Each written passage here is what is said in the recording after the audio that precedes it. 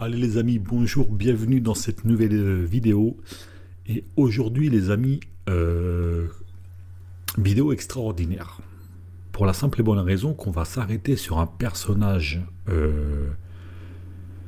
pour moi problématique, dans cette sphère médiatique et politique. Et vous l'avez reconnu par la cover que je vous ai faite quand vous avez cliqué sur cette vidéo. Il s'agit du député franco-israélien Meir Habib. Pourquoi je tenais à revenir sur ce mec-là? Ce personnage est très intéressant de par le discours qu'il a et de par les actes qu'il fait. Je pense que c'est un personnage très dangereux, très ambigu, en fait, presque pas, limite, j'ai envie de te dire. Quand je dis ambigu, en fait, en vérité, j'ai envie de dire presque pas ambigu. Je pense qu'il sait où il va, il sait ce qu'il fait, et ce qui m'ennuie un petit peu dans le personnage, c'est les prises de position qu'il prend et la façon dont il s'adresse à nous, amis français. Ce qu'on va faire, c'est que je vais vous passer plusieurs vidéos, 2 pour être exact, et on va écouter les discours du monsieur quand il est très énervé et quand il n'est pas très énervé, d'accord? Et ensuite, on ira se pencher un petit peu sur qui est le personnage et on finira cette vidéo par une petite réflexion, c'est-à-dire que je vais vous poser une question de finale et j'attends vos réponses dans les commentaires. Donc vous n'hésitez pas en fin de vidéo à donner vos impressions sur cette vidéo et également sur la petite réflexion que je vais faire en fin de vidéo. Ok? Premier passage de ce personnage, Meir Habib, à Radio J. J'ai pas la date précise, c'est une vidéo qui m'a été envoyée. Observez et écoutez attentivement. Ça dure 1 minute, je parle pas, je l'ai jusqu'à la fin. Ce sera un bras de fer entre l'Égypte et Israël. Il n'y a pas de bras de fer, Israël fera ce qu'elle a à faire. Il n'y a pas de bras de fer avec personne. Israël sait ce qu'elle a à faire, Israël est uni. Israël est uni aujourd'hui, il n'y a pas de bras de fer. Elle sait ce qu'il a à faire. Parce que l'Égypte refuse pour l'instant d'accueillir ces Palestiniens. Ah oui, mais la grande solidarité arabe. Il y a aujourd'hui, et après on va accuser Israël de... Parce qu'ils savent aujourd'hui le cancer qu'est cette population qui est aujourd'hui... à qui on a tout donné. Israël est sorti de la bande de Gaza. Israël pensait même ces dernières semaines, après avoir éliminé quelques têtes du serpent il y a quelques mois, qu'ils étaient, on appelle ça en hébreu, murtaim, c'est-à-dire que la dissuasion avait fonctionné. Non. Ils l'ont joué parce que, en fait, la réalité, c'est qu'ils veulent tout. Free Gaza quoi? Pourquoi? Il y a quoi Free Gaza? Il y a quoi à Gaza? Il y a quoi à Gaza? Il y a 1 cm² qui n'a pas été rendu par Sharon à l'époque. Ils ont tout donné. Et ils veulent faire là, ils veulent pas un État, je l'ai dit 100 fois sur vos plateaux. Et sur tous les plateaux, je me rends 3-4 fois par jour pour essayer d'expliquer. Alors j'espère que les Français sont en train de comprendre. Alors oui, effectivement, monsieur Meir Habib, nous les Français, on est en train de comprendre. On est surtout en train de comprendre qu'il y a un problème avec vous. Vous, Meir Habib, député franco-israélien. Je vais m'expliquer dans cette vidéo. Avant de la commencer, je vais préciser que je ne vais pas prendre parti dans cette vidéo, ni pour le Hamas, ni pour Israël.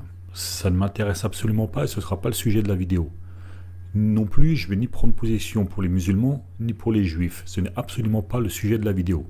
Je vais juste écouter vos paroles et je vais juste, moi, faire une analyse de réflexion sur le personnage que vous êtes, en finissant par une réelle réflexion sur vos discours et sur qui vous êtes en France.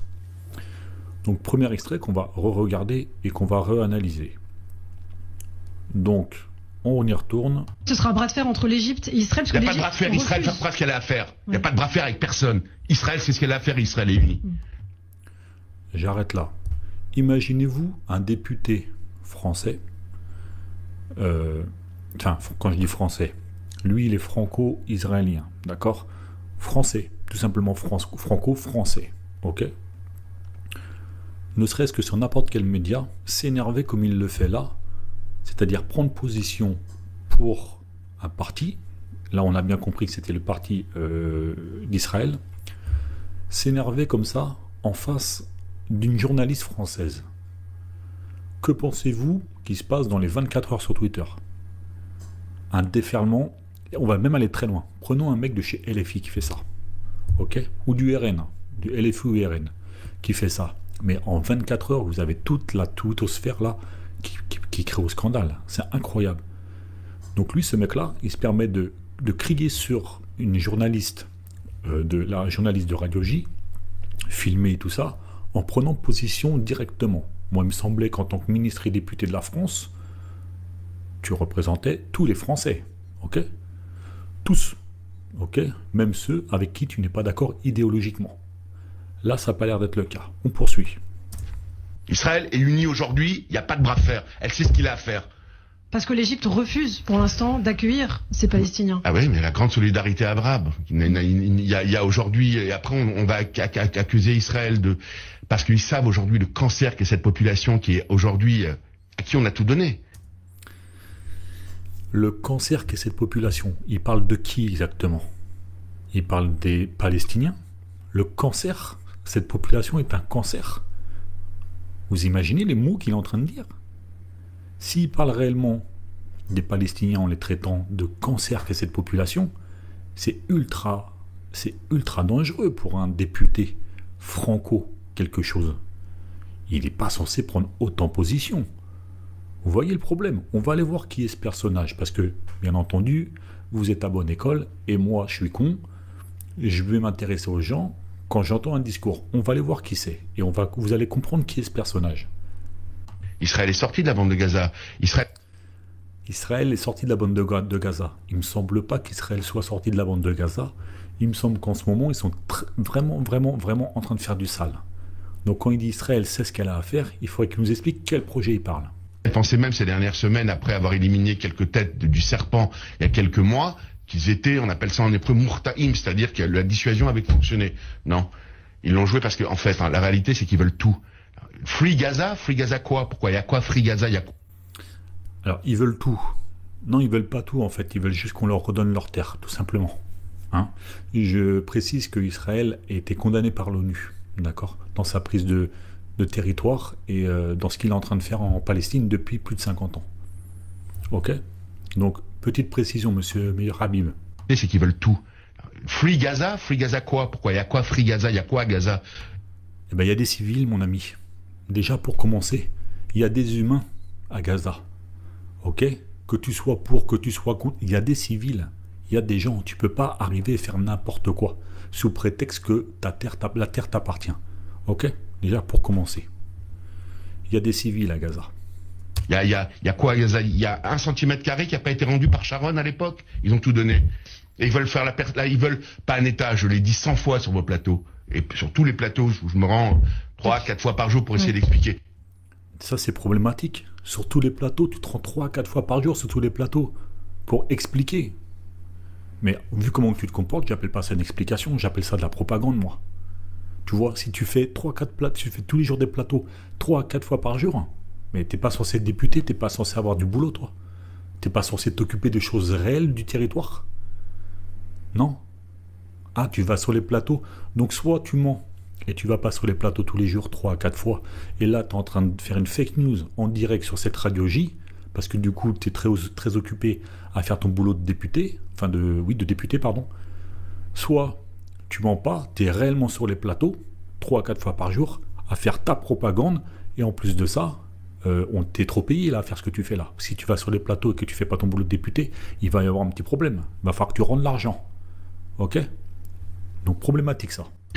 Alors j'espère que les Français sont en train de comprendre. Donc oui, on est bien en train de comprendre.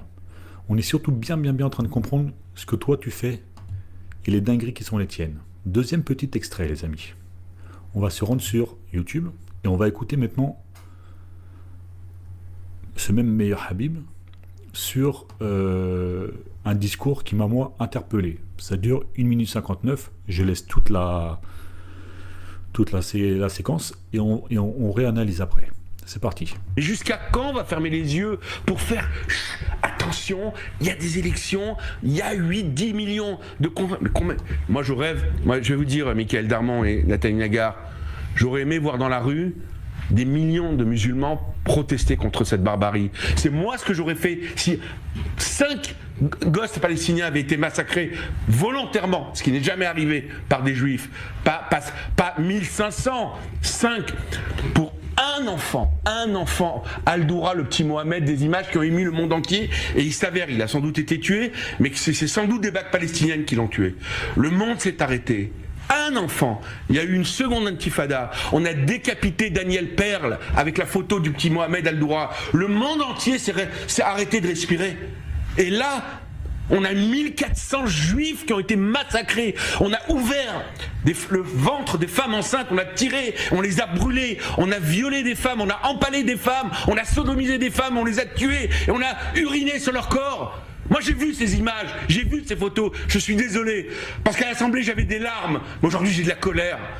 Parce que je vous dis en France, réveillez-vous avant qu'il soit trop tard. C'est ça qui est en train de se passer.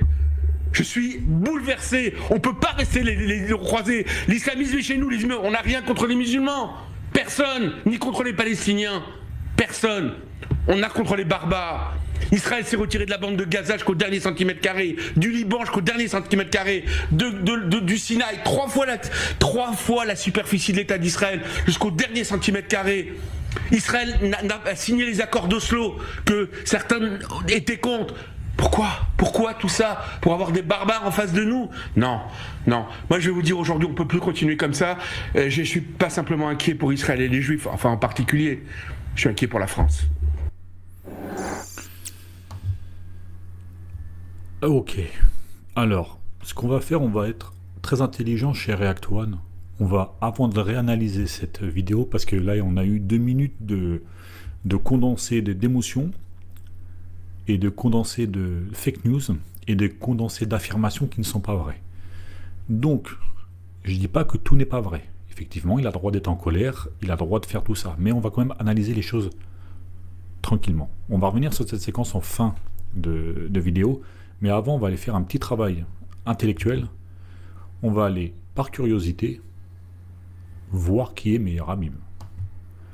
Donc, je vais au plus simple, Wikipédia, et je vous lis les premières petites en tête. Je ne vais pas tout vous lire, mais on va simplement lire les grosses lignes. Meir Habib, également prononcé Meir Habib, né le 28 avril 1961 à Paris, est un homme politique et homme d'affaires franco-israélien. Jusque-là, pas de problème. Il est élu député de la 8e circonscription des Français établis hors de France. On voit que la 8e circonscription des Français établis hors de France est l'une des 11 circonscriptions législatives des Français établis hors de France, créée en 2010 à la faveur d'un redécoupage. Elle comprend 8 pays du pourtour méditerranéen pour une population de 135 Français. Jusque-là, toujours pas de problème. Donc, il est député de la 8e circonscription depuis 2013. Alors que sa réélection de 2022 est annulée par le Conseil constitutionnel pour des irrégularités électorales, déjà premier problème, pour quelle raison il a des irrégularités électorales? On aimerait bien savoir c'est quoi ce dossier. Donc, on reviendra sur Meir Habib dans plusieurs vidéos comme ça. Je montrerai un vrai dossier. On ira voir ce que c'est des irrégularités électorales et son annulation par le Conseil constitutionnel. Le Conseil constitutionnel, c'est pas rien, les amis. Ok. Il est réélu à la partielle qui suit. Ok. Donc il y a une année, il n'a pas pu être élu. Sa réélection n'a pas été adoptée. Par contre, il est réélu celle d'après. Donc il faut qu'on cible c'est quoi le problème. Pour l'instant, on s'en fout. Continuons. Membre de l'UDI. Donc c'est les Unions démocrates et indépendances, donc c'est le parti dans lequel il est à l'Assemblée nationale française, et des Républicains. En France, il est proche de l'aile droite du Likoud. En Israël, et ami du Premier ministre Benjamin Netanyahou, il fait régulièrement l'objet de polémiques. Ok, le constat est posé. Moi, je suis con. C'est quoi le Likoud ? Le Likoud est un parti politique israélien de tendance nationale libérale, classé à droite. Le Likoud s'inspire très largement de l'idéologie du parti révisionniste puis du Herut, dont il apparaît comme le successeur. Bon, je suis toujours con, j'ai pas compris tout ce que ça voulait dire. Je tape Likoud sur Wikipédia. Le Likoud, donc qui veut dire la consolidation, excusez-moi, est un parti politique israélien de tendance nationale libérale classée à droite. Le Likoud s'inspire très largement de l'idéologie du parti révisionniste Donc parti révisionnisme, c'est l'un des courants du mouvement sioniste, donc le mec est un sioniste. Ce courant est créé comme une révision des méthodes de fonctionnement de l'organisation sioniste mondiale de 1923, lorsque son principal penseur et leader, Ziv Zabotinsky, se retire de l'organisation. Donc, effectivement, créé en 1925 par Vladimir Nananana, puis du Herut, créé en 1848 par Menamin Begin, dont il apparaît comme le successeur. Est-ce que la suite vaut quelque chose ou pas? Sûrement, mais du coup, le Premier ministre du gouvernement a toujours appartenu au Likoud entre... Bon, bref, en tout cas, on apprend que le mec est un sioniste, qui fait partie d'un parti politique classé à droite sous domination sioniste, hein, donc c'est un parti révisionniste, et qu'il est le grand copain, le grand ami de Benjamin Netanyahou. Donc on revient sur le Wikipédia. Donc le Premier ministre Benjamin Netanyahou. Donc là on va avoir plusieurs problèmes qui vont s'offrir à nous. Déjà, moi on me parle de polémique. Je vais voir ce que c'est. Qu'est-ce que ce mec a fait pour qu'il soit polémique? Donc on voit qu'il a une carrière professionnelle, ok, il a des engagements associatifs, jusque-là il n'y a pas de problème et tout ça. On apprend que, engagement associatif, jeune militant, Meir Habib s'engage sur les traces de son père, ami de Benjamin Begin, là, dans le mouvement de jeunesse sioniste radical, le Bétar. Putain, le Bétar, ça me dit quelque chose, le Bétar, moi. Ah oui, le Bétar, c'est la même organisation qui, en France, avait attaqué Dieudonné et ses enfants en pleine rue. Le Bétar. Déjà, je me dis, problème. Il s'engage dans les années 1990 au Conseil représentatif des institutions juives de France. Ok, donc le CRIF. Il a le droit, jusque-là, il n'y a pas de problème. Président de la Commission d'Israël, il œuvre au renforcement des relations entre la France et Israël. Jusque-là, toujours pas de problème. Membre du comité exécutif du Front National Juif, il est également élu au comité directeur du Conseil représentatif des institutions juives de France. Puis au bureau exécutif, élu à 3 reprises à la vice-présidente du CRIF, il se présente à la présidence de l'institution en 2010 contre Richard Prasquier, mais est battu à 106 voix contre 61. Il démissionne par la vice-présidence à la suite de son élection comme député de la 8e circonscription des Français à l'étranger. Très bien. Jusque-là, on se dit, bon, c'est un parcours politique, il est dans des assauts, dans des machins, tout ça. On peut laisser, cadeau. Ensuite, on apprend qu'il y a un problème là. Attaque du 8 mai 1988. J'ai dit, tiens, attaque du 8 mai, qu'est-ce que c'est que ça? Il a été attaqué par quelqu'un, peut-être que c'est pour ça qu'il il est très orienté Israël, il est très orienté Benjamin Netanyahou, tout ça, qui a un mouvement parti politique de droite et d'extrême droite. Bon, je me dis peut-être qu'il a ses raisons, tu vois, il y a des fois, tu es agressé par quelqu'un, et puis dans la tête, après ça vrille, etc. Non, les amis, vous allez comprendre. Le 8 mai 1988, Meir Habib et une trentaine d'autres membres du Bétar s'en prennent à la manifestation traditionnelle d'hommage à Jeanne d'Arc. Organisée par l'extrême droite française, Action française, l'œuvre française, jeunesse nationaliste révolutionnaire, troisième voile, etc. Et sur la place de Saint-Augustin à Paris. Waouh, waouh, waouh. Je répète la phrase. Meir Habib et une trentaine d'autres membres du Bétar s'en prennent à la manifestation traditionnelle d'hommage à Jeanne d'Arc sur le sol français, à Paris. Et il me semblait que Jeanne d'Arc était quelqu'un d'important pour la France. Non, il me semblait, non. Pourquoi ce mec-là, il vient avec son assaut, le Bétar, et ils s'en prennent à la manifestation traditionnelle d'hommage à Jeanne d'Arc sur le sol français? Et maintenant, il est député, le gars. Bon, allons plus loin. Organisé par l'extrême droite française, selon les rapports de police, l'attaque est d'une violence extrême. Donc si les keufs eux-mêmes disent que c'est une violence extrême, les mêmes keufs qui sont habitués à prendre des coups dans tous les sens, etc., là ils disent l'attaque est d'une violence extrême. Plusieurs personnes désarmées, ok, y compris des enfants, waouh, sont frappées jusqu'au sang et à coups de barre de fer, parfois au visage. On compte 8 blessés, dont 4 sérieusement et 1 grièvement. Attends. On parle bien de Meir Habib, on parle bien du mec là qui vient nous dire à nous Français, réveillez-vous.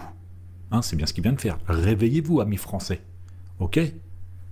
Donc, plusieurs personnes désarmées, y compris des enfants, sont frappés jusqu'au sang à coups de barres de fer, parfois au visage. Qu'est-ce que c'est que ce mec? On compte 8 blessés, dont 4 sérieusement et un grièvement, un septuagénaire qui restera dans le coma après plusieurs semaines. À la suite de cet événement, Meyer Habib est condamné à 2 ans de prison avec sursis, et mis à l'épreuve pendant 3 ans pour coups, violences volontaires et rébellion contre les forces de l'ordre. Une peine ramenée à 1 an avec sursis par la Cour d'appel de Paris est confirmée en cassation en 92. Les 8 victimes seront indemnisées par les fonds de garantie contre les actes de terrorisme. Oh là là là là. Bon, là, il y a plusieurs problèmes là. On a des victimes dans une affaire d'une extrême violence comme les Condés sont en train de dire. On a un député qui à l'époque ne l'était pas, et maintenant il l'est. Donc on va prendre le personnage de maintenant, on va considérer que en tant que député, il nous dit à nous les Français, réveillez-vous. Donc effectivement c'est ce qu'on est en train de faire, on fait un travail et on se réveille, et on va surtout voir qui tu es. Et t'es un putain d'enfoiré mec. T'es un putain d'enfoiré quoi. Donc ça veut dire qu'à l'heure d'aujourd'hui, tu es payé par nos impôts, tu es payé par l'argent public, toi, en étant député, quand on sait que tu as fait des actes terroristes en France, parce que tu semé la terreur auprès de 4 enfants qui ont été frappés jusqu'au sang et à coups de barre de fer, parfois au visage. Mais t'es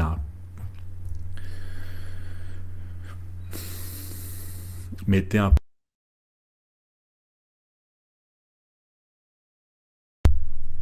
Ok? Clairement.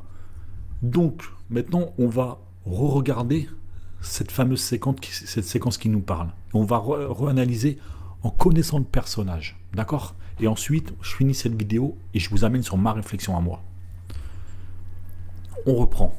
Et jusqu'à quand on va fermer les yeux pour faire attention, il y a des élections, il y a 8-10 millions de... Moi, je rêve, je vais vous dire, Michael Darmon et Nathalie Nagar, j'aurais aimé voir dans la rue des millions de musulmans protester contre cette barbarie. C'est moi ce que j'aurais fait si 5 gosses palestiniens avaient été massacrés volontairement, ce qui n'est jamais arrivé par des juifs. Là, on a 2 fake news dans une. Il est en train de parler d'enfants dont lui-même a fait partie d'un acte de terrorisme en France, à Paris, pour la manifestation hommage à Jeanne d'Arc. Il a lui-même un coup de barre de fer et avec ses amis tapé des enfants. Et là, il nous parle avec les larmes, avec les sentiments, de nous dire oui, les enfants, machin, nanana. Donc, aucun juif n'a tiré, n'a tué tout ça. Et il se moque de qui, lui? L'armée israélienne, à l'heure d'aujourd'hui, combien d'enfants sont morts là depuis le début du conflit là? Enfin, depuis le début du nouveau conflit. Combien? Ok? On peut revenir sur cette phrase de dingue là. Quand je vous dis que c'est cette chaîne, abonnez-vous les amis. Abonnez-vous parce que des dingueries comme ça, il suffit de les laisser parler ces gens-là. Je peux faire des vidéos tous les jours. Ok? On va réécouter cette phrase de dingue. De dingue. Les Palestiniens avaient été massacrés volontairement, ce qui n'est jamais arrivé. Volontairement, mais ça n'est jamais arrivé. Si, c'est arrivé. Espèce de menteur. Tiens, fake news. Des juifs, pas 1500. Que ce soit par les juifs, peu importe. On n'est pas dans un truc pro-juif, pro-musulman. Par les Israéliens, les enfants sont morts. Ok? Ils reviendront pas. C'est des faits, ça, mec. Ok? C'est l'ONU qui le condamne. C'est pas nous, c'est pas moi qui le dit. C'est pas tout le monde. C'est l'ONU qui le condamne, mec. Ok? Donc, t'es une fake news. Arrête avec tes trucs là. Ça, surtout que j'ai lu ton dossier, j'ai été voir qui tu étais. Arrête de mentir. 5 pour un enfant, Al-Doura, le petit Mohamed, des images qui ont ému le monde entier, et il s'avère, il a sans doute été tué, mais que c'est sans doute des bagues palestiniennes qui l'ont tué. Le monde s'est arrêté. Un enfant, il y a eu une... Le petit enfant qui a été tué, mais c'est sans doute des balles palestiniennes. Comment tu peux affirmer un truc comme ça dont tu ne sais pas? Toi, tu es sur un plateau TV avec tes antécédents de violence extrême que tu as fait, et tu nous dis à nous, cet enfant a été tué, et c'est sans doute avec des balles palestiniennes. Oh, on est dans de la propagande pure et dure, les amis, ou c'est moi là? C'est quoi le délire là? Et il n'y a pas un journaliste sur le plateau qui va lui remettre son CV à lui de l'époque? Qui est ce mec? Qui est ce mec? Quel pouvoir il a en France, ce mec là? C'est qui ce gars? On continue. Une seconde intifada. On a décapité Daniel Perle avec la photo du petit Mohamed Al-Doura. Le monde entier s'est arrêté de respirer. Et là, on a 1400 juifs qui ont été massacrés. On a ouvert le ventre des femmes enceintes, on a tiré, on les a brûlés, on a violé des femmes, on a empalé des femmes, on a sodomisé des femmes, on les a tuées et on a uriné sur leur corps. Alors là, par contre, je te rejoins, meilleur Habib. Ça, nous, oui, on condamne. Et tous les musulmans condamnent. Tous. En tout cas, tous ceux que je connais, moi, ils condamnent. Au même titre que tous les Français condamnent. Au même titre que tous les Juifs condamnent. Au même titre que tous les humains sur Terre condamnent. Là, on est d'accord avec toi. Mais est-ce que les 1700 morts dont tu parles, la riposte, c'est le nombre... J'ai pas les chiffres. On va aller les voir, les chiffres, après. On va aller les voir, les chiffres. Est-ce que ça vaut tous les massacres que l'armée israélienne a fait juste derrière, après? Hein? Est-ce que c'est normal, ça? Je pose la question. Donc oui, on condamne. Oui, on condamne. Oui, on a de la compassion pour ce que tu es en train de dire. Jamais ça aurait dû arriver. Le 7 octobre, jamais ça aurait dû arriver. Mais n'oublie pas après le reste. Et n'oublie pas les 50 ans avant de ce qu'a fait l'armée israélienne avec les Palestiniens. Ok? Le Hamas, il ne s'est pas fait comme ça. Il ne s'est pas fait tout seul. Ok? Moi j'ai vu ces images, j'ai vu ces photos, je suis désolé. Parce qu'à l'Assemblée j'avais des larmes, mais aujourd'hui j'ai de la colère. Parce que je vous dis en France, réveillez-vous avant qu'il soit trop tard. C'est ça qui est en train de se passer.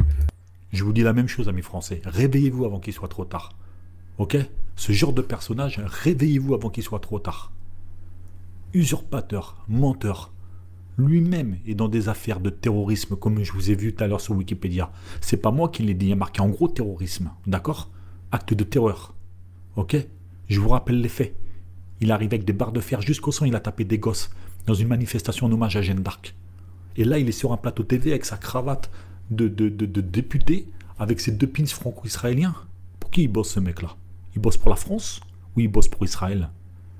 Il bosse pour la France de nous, Français, ou il bosse pour Netanyahou?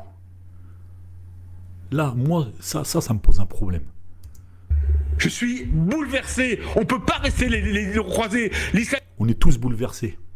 Chez nous, les... Ça fait depuis 1 minute à peu près qu'il nous fixe droit dans les yeux. Il ne s'adresse pas aux journalistes là.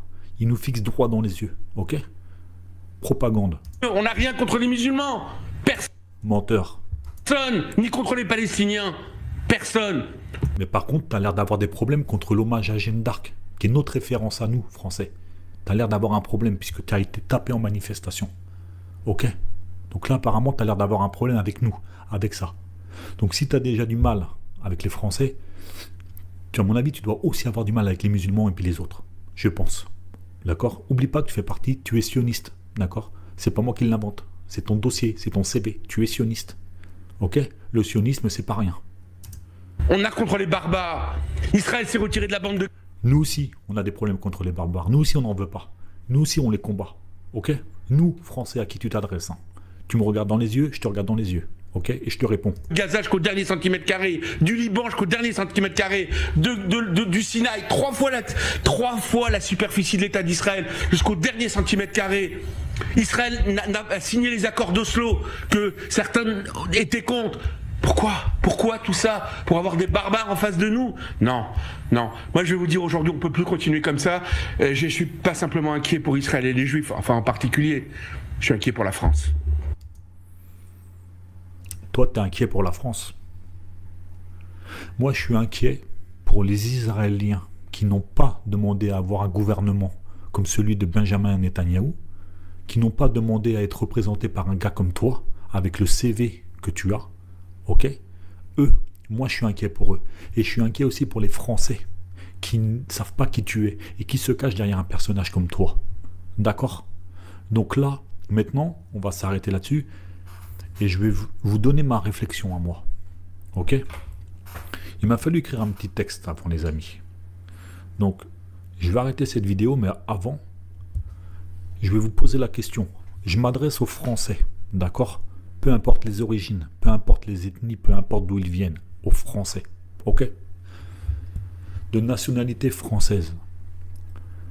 Ce mec-là s'appelle Meir Habib. Ça fait 11 ans qu'il est député, cet homme, ok? Je pose la question, je vous droit dans les yeux, je vous pose la question. Est-ce que c'est normal qu'un député comme Meir Habib, homme politique et homme d'affaires franco-israélien, de confession juive. Jusque-là, il n'y a pas de problème. Mais il faut quand même le dire. Il est sioniste. Qui prône constamment pour Israël, sur tous les plateaux, comme il le dit. Apparemment, il fait tous les plateaux, tous les jours, 3 à 4 fois. Hein, il faudra qu'on pense à lui rappeler qu'il redonne l'argent du salaire. Parce qu'il n'est pas censé faire que ça. Donc je continue. Qui prône constamment pour Israël et son grand ami Benjamin Netanyahou. Est-ce que c'est normal que cette personne soit élue et assise sur les bancs de la République française? Je pose réellement la question. Maintenant, on va essayer d'être intelligent et de se poser une réelle réflexion. Imaginez-vous si on changeait son nom à ce meilleur Habib et qu'on l'appelait Mohamed Erfouli.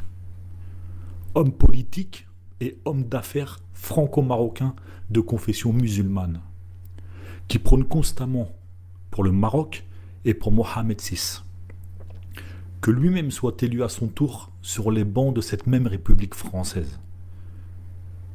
Comment réagiraient les médias et comment réagiraient tous les politiques? Tout le monde crierait au scandale, et à commencer par nos imbéciles de médias, sachez-le. Mais là, au calme, il n'y a pas de souci. Donc, je vais finir sur cette phrase que je trouve hyper importante. J'aime la France, j'aime ce qu'elle est, je suis français, je suis franco-français, je n'ai pas d'origine, d'accord? Je suis juste humaniste en fait. Et je ne suis pas un gogol, d'accord? Quand je dis gogol, c'est quelqu'un qui ne pense pas et qui est abreuvé d'informations sans réfléchir. Je réfléchis, je fais des recherches, et cette émission et cette chaîne, elle est là pour ça. Ok? Donc j'aime la France, mais je trouve que c'est un pays raciste et hypocrite jusqu'au bout des ongles. Et je trouve qu'il ne changera jamais si nous-mêmes on ne fait pas ce travail de changer ça. D'accord? Donc les amis, vraiment, vraiment, vraiment, il fallait qu'on en parle de ce meilleur Habib. Et je pense réellement que je vais faire un vrai dossier sur cet homme-là. Je vais aller chercher toutes les petites phrases, toutes les petites choses. On va aller faire un vrai travail.